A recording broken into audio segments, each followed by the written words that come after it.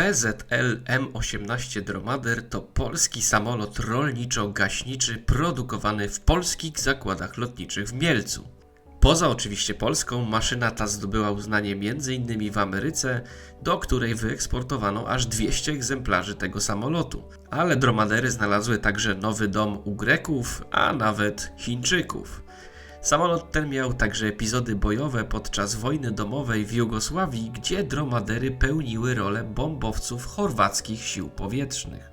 Pamiętacie jeszcze Cmelaka, którego czeski Eduard wypuścił w 2020 roku? Dromader to taki Cmelak na sterydach. 1,5 raza większy, prawie 3 razy cięższy, nowocześniejszy i choć wiem, że to subiektywne, 100 razy ładniejszy.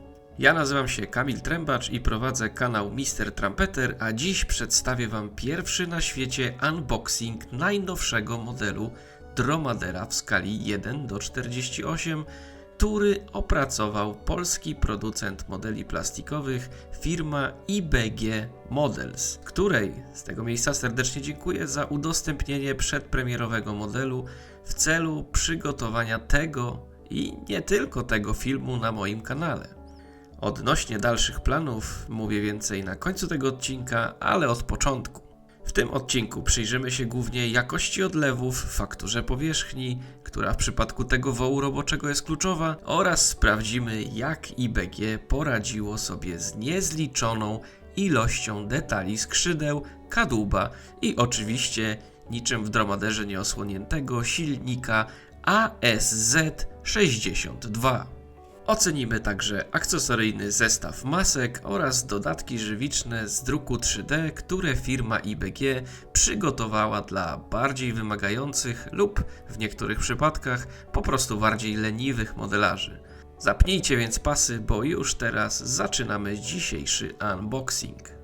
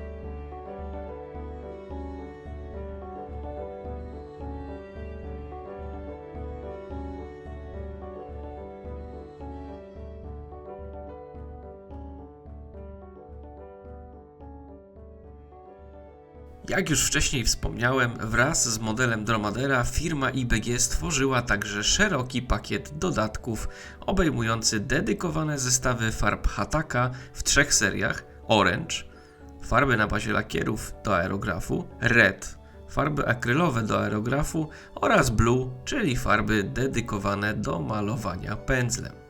Dodatkowo IBG wydało własny akcesoryjny zestaw do malowania oszklenia i kół, a także przygotowało pakiet dodatków żywicznych wytworzonych w technologii druku 3D. Plastikowy model można w ten sposób wzbogacić o zestaw śmigieł i piasty, przednie koła z imitacją ujęcia opon, charakterystyczną dla Dromadera klapę rozprowadzającą wodę do zraszaczy, a także doskonały drukowany silnik ASZ62 wraz z układem wydechowym, który ze względu na to, że nie jest w tym samolocie niczym osłonięty, zdaje się być obowiązkowym dodatkiem do każdego ambitniejszego modelu Dromadera.